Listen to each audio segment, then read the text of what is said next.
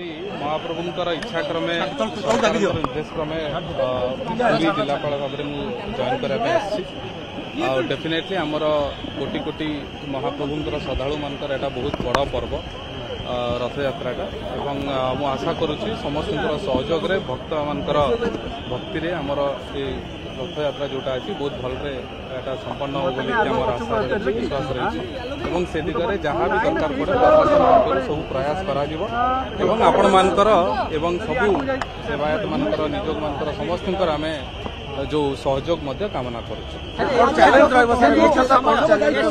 बड़ जेहेतु एत बड़ रथ यात्रा विभिन्न सबू जगार विभिन्न देशर विदेश सबू जगार लोक मैंने श्रद्धालु मैंने आज एकत्रित हुई एवं एटा बहुत दिन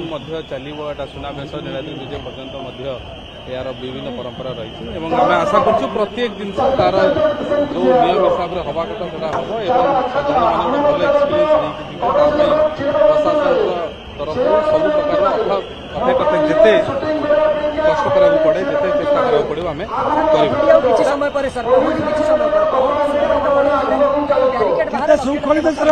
आपण मैंने जहाँ जहाँ फिडबैक दौरान से गुड़ा समस्त संकट कर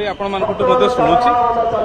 आपण मान फिडबैक नहीं जेहेतु आपण मैंने प्रत्यक्ष भाव में देखुचु लोक मानकर